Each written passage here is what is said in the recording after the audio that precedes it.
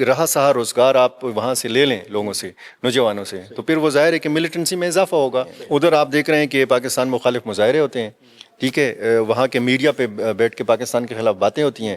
تو یہ افغان طالبان کی اب ذمہ داری ہے کہ وہ کیسے اس چیز کو روکتے ہیں. یہاں پہ اگر اعلامیہ بھی انہوں نے پیش کیا ہے تو انہوں نے اپیل کی ہے، دونوں ملکوں سے اپیل کی ہے. ان کے پاس تو ظاہر ہے کہ اتنی صلاحیت نہیں ہے کہ یہ امپلیمنٹ کر سکیں. تشویش تو ظاہر ہے کہ افغانستان کی سائڈ پہ بھی ہے، پاکستان کی سائڈ پہ بھی ہے، لیکن اس طرح شخصیات کا اکٹھا ہونا جو ہے یہ بذات خود ایک بہت بڑی ڈیولپمنٹ ہے.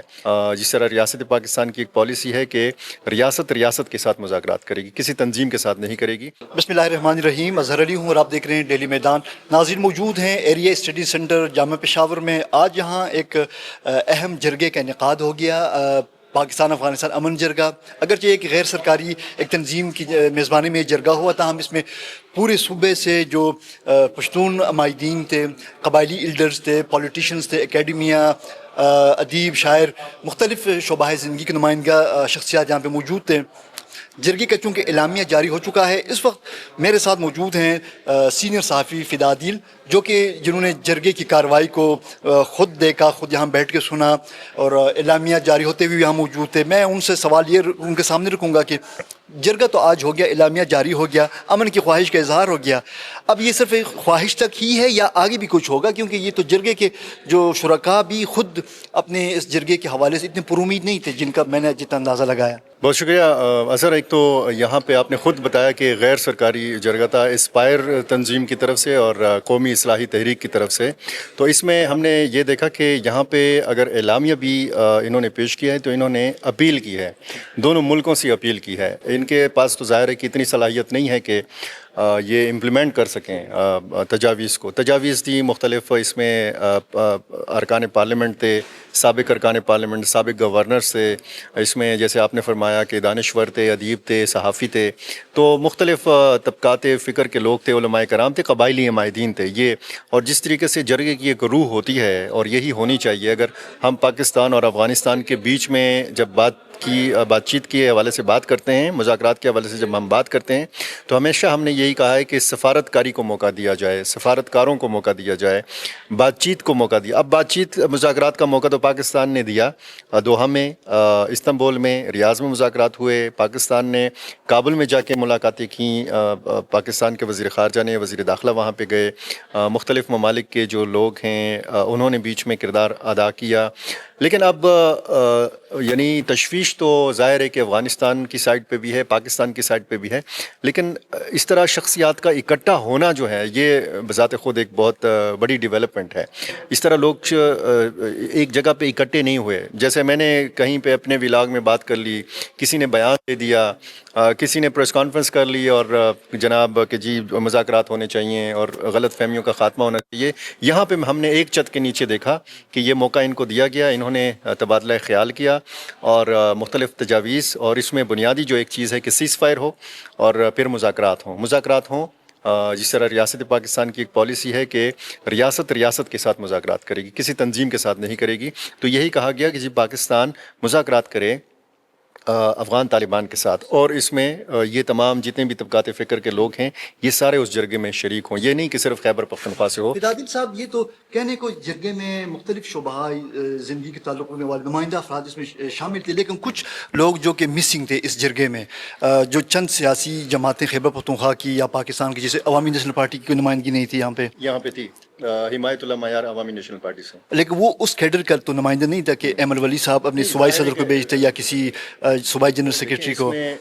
مسلم لیگ نون کا سر یہاں کوئی نمائندگی، ارباب خضر حیات ہے. لیکن میں تو کہتا ہوں کہ جو لیڈرشپ کیڈر سے نا تو کوئی وہ نہیں تھا. اس کے علاوہ بھی آفتاب احمد شرپاؤ کی جماعت قومی وطن پارٹی، آفتاب شرپاؤ پاک افغان تعلقات کے ناظر میں ایک معتبر نام ہے، وہ خود یا ان کا جو صاحبزادہ ہے اس پارٹی کے صوبائی صدر یا کوئی پارٹی کے سینئر رہنما، اور یہ نہیں. اس کے علاوہ جو وفاقی حکومت کا بھی کوئی نمائندگی اس جرگے میں موجود نہ ہونا، یہ کتنا اس جرگے کی افادیت کو کم کرتا ہے. اور یہ جو عمائدین کا جو میں نے نام لیا کہ وہ موجود نہیں تھے، اس کے باوجود بھی آپ جرگے سے پر امید ہیں؟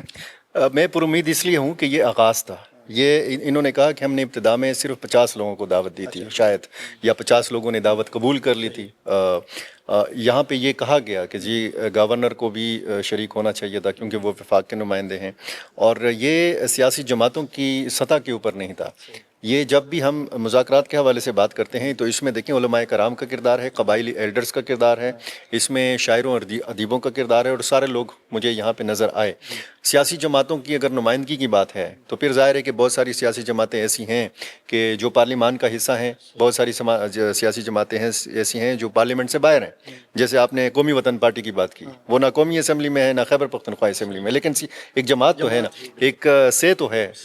یہ بالکل ہونا چاہیے۔ اگلے مرحلے میں انہوں نے کہا ہے کہ جی ہم بلوچستان تک اس سلسلے کو بڑھائیں گے، اور یہ بھی کہا ہے کہ ہم ملک کی سطح پہ بڑھائیں گے سلسلہ، اور پھر آخر میں افغانستان سے بھی مندوبین کو شرکت کا موقع دیا جائے گا۔ یہ دیکھیں، یہ جب یہ چیز جائے گی اعلامیہ وفاقی حکومت تک، افغان حکومت تک یہ پیغام جائے گا، افغان عوام تک یہ پیغام جائے گا کہ جی کوئی نہ کوئی لوگ، کچھ نہ کچھ لوگ جو ہیں سرگرم ہیں، چاہے وہ بہت ہی کم سطح کے اوپر ہوں، اس میں خامیاں کمزوریاں ضرور ہیں۔ یہاں پہ میں نے کسی خاتون کو بولتے ہوئے نہیں دیکھا، ٹھیک ہے۔ یہ ظاہر ہے کہ جب ہم تمام طبقات کی نمائندگی کی بات کرتے ہیں تو پھر اس میں یہ بات بھی ہوتی ہے، لیکن اس میں آپ نے یہ غور کیا ہوگا کہ ساری تقریریں پشتو میں ہوئیں، ساری بات پشتو میں ہوئی، اور یہ بھی کہا گیا کہ اس طرف ہو یا اس طرف ہو، پشتون ہی زیادہ متاثر ہو رہے ہیں۔ یہاں پہ سندھ کو، بلوچستان کو زیادہ مسائل کا نہیں سامنا، اس طرف تاجک، ازبک یا ہزارہ لوگ جو ہیں ان کو زیادہ نہیں مسئلہ جو ہے اس طرف بھی پشتونوں کو ہے اور اس طرف بھی پشتون۔ چھٹا مہینہ شروع ہوا ہے کہ پاکستان اور افغانستان کی سرحد بند ہے، تجارت بند ہے، اور آپ اظہر صاحب آپ کو پتہ ہے کہ یہ جو ملیٹنسی ہے، یہ جو دہشت گردی ہے، اس کا آغاز کیسے ہوا؟ غربت اور بے روزگاری کی کوکھ سے اس نے جنم لیا ہے، اور جب رہا سہا روزگار آپ وہاں سے لے لیں لوگوں سے، نوجوانوں سے، تو پھر وہ ظاہر ہے کہ ملیٹنسی میں اضافہ ہوگا۔ وہاں پہ ہزاروں لوگوں کا روزگار اس تجارت کے ساتھ وابستہ تھا، تو کچھ نہ کچھ امید ہے کہ آگے مسائل بڑھیں گے، لیکن جب تک اگر سیکیورٹی مسائل ہیں اور صرف سیکیورٹی کے آپشنز اور کائنیٹک جو آپ کے اقدامات ہیں اس کے ذریعے آپ نے یہ مسائل حل کرنے ہیں، تو اس سے یہ مسائل حل نہیں ہوں گے۔ آپ نے دیکھا دوحہ میں، استنبول میں جب مذاکرات ہوئے تو اس میں ڈپلومیٹس اس طریقے سے نہیں نظر آئے، آپ کو نمائندہ خصوصی برائے افغانستان محمد صادق خان منظر پر نہیں نظر آئے۔ تو یہ ہونا چاہیے کہ اگر بات چیت ہو تو پھر دونوں طرف سے ایسے لوگ ہوں جو مؤثر ہوں، معاملہ فہم ہوں، صرف وہ سیکیورٹی کے اینگل سے، اس اینک سے نہ دیکھیں کہ جی صرف سیکیورٹی کا مسئلہ حل کرنا ہے۔ یعنی دیکھیں، آپ کا اور ان کا کلچر ایک ہے، زبان ایک ہے، لباس ایک ہے، تو یہ بہت ساری مشترکات ہیں، اور ان مشترکات سے فائدہ اٹھانا چاہیے، اور اس کلچر کے، اس زبان کے جو لوگ ہیں ان کو ایک مشترکہ لویا جرگے میں شریک ہونا چاہیے، اور پھر بات چیت کا آغاز ہونا چاہیے۔ عادل صاحب، یہ جو جرگہ کا انعقاد ہو گیا، یہ ایک عارضی فائر بندی جو پاکستان اور افغانستان کے درمیان عید کے موقع پہ ہوئی تھی، اسی ماحول میں ہوئی ہے۔ اس وقت عارضی طور پر فائر بندی ہے، جنگ بندی ہے دونوں ممالک کے درمیان۔ اس جرگے کے نتیجے میں چونکہ اس جو خواہش کا یہاں سے اظہار ہوا ہے، کیا افغان طالبان جو وہ ہیں اسی طرح کوئی وہ اس کا جواب دے سکتے ہیں؟ ان کی طرف سے کوئی خیر سگالی کوئی پیغام آ سکتا ہے؟ آپ چونکہ پاک افغان تعلقات کو بغور آپ دیکھ رہے ہیں، اس پر آپ کے تبصرے بھی ہم سن رہے ہیں، تو کیا آپ کی جو دانش ہے کہ اس طرف سے بھی کوئی اس طرح کا کوئی میسج آئے گا؟ دیکھیں، یہ جرگہ ریاستی جرگہ نہیں تھا، یہ دو تنظیموں نے مل کر کچھ انیشیٹو لیا تھا، خود آگے بڑھے تھے، انہوں نے لوگوں کو اکٹھا کیا۔ اب یہ اس جرگے میں نے ایک مقرر کی باتیں سنی کہ جس طریقے سے ہم امن کی خواہش ظاہر کرتے ہیں، ٹھیک ہے، ہم کہتے ہیں کہ مذاکرات ہونے چاہیے، امن ہونا چاہیے، اس طرح کے جذبات ادھر سے بھی ہونے چاہیے۔ ادھر آپ دیکھ رہے ہیں کہ پاکستان مخالف مظاہرے ہوتے ہیں، ٹھیک ہے، وہاں کے میڈیا پہ بیٹھ کے پاکستان کے خلاف باتیں ہوتی ہیں، تو یہ افغان طالبان کی اب ذمہ داری ہے کہ وہ کیسے اس چیز کو روکتے ہیں۔ اب اگر افغان طالبان کے جو وزراء ہیں، جیسے امیر خان متقی، جیسے سراج الدین حقانی، جیسے ملا یعقوب مجاہد، اگر وہ پازیٹیو بیانات دینا شروع کریں گے اور یہاں سے بھی پازیٹیو بیانات کا سلسلہ ہو، خواجہ آصف کی طرف سے، عطا اللہ تارڑ کی طرف سے، ہمارے دیگر عہدیداروں کی طرف سے، تو پھر ظاہر ہے کہ بیانات سے مسائل کو بڑھایا بھی جا سکتا ہے اور بیانات سے مسائل کو ختم اور کم بھی کیا جا سکتا ہے۔ تو میرا خیال ہے کہ یہ جذبات جو یہاں کے لوگوں کے ہیں، یہی جذبات ادھر کے بھی ہونے چاہیے۔ آپ نے دیکھا کہ پاکستان نے جب سرحد بند کی، پاکستان نے جب افغان ٹرانزٹ ریٹ کو معطل کیا، ٹھیک ہے، پاکستان نے جب تجارت کو بند کیا تو وہاں سے یہ کہا گیا کہ جی ہمیں پاکستان کے ساتھ تجارت کی کوئی ضرورت نہیں ہے، ہمیں پاکستانی میڈیسن کی کوئی ضرورت نہیں ہے. تو یہ کیسے ہو سکتا ہے؟ افغان ٹرانزٹ ریٹ جو ہے یہ انٹرنیشنل قوانین کے مطابق یہ افغانستان کا حق ہے، کیونکہ وہ لینڈ لاک کنٹری ہے. تو یہ ان کو آواز اٹھانی چاہیے، ان کو بات چیت کے ذریعے کوشش کرنی چاہیے. اگر بیچ میں ایگو آئے گا، اگر بیچ میں ضد آئے گا، اگر بیچ میں جو ہے وہ ہٹ درمی کا مظاہرہ کیا جائے گا تو پھر ظاہر ہے کہ یہ مسائل اسی طرح رہیں گے. شکریہ فدا عادل صاحب.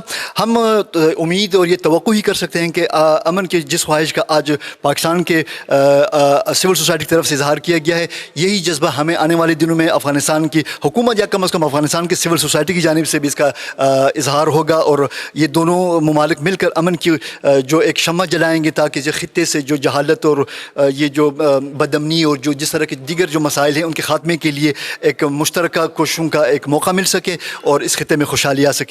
میدان ڈیجیٹل ٹیم کے ساتھ اظہر علی کو اجازت دیجیے. اللہ حافظ.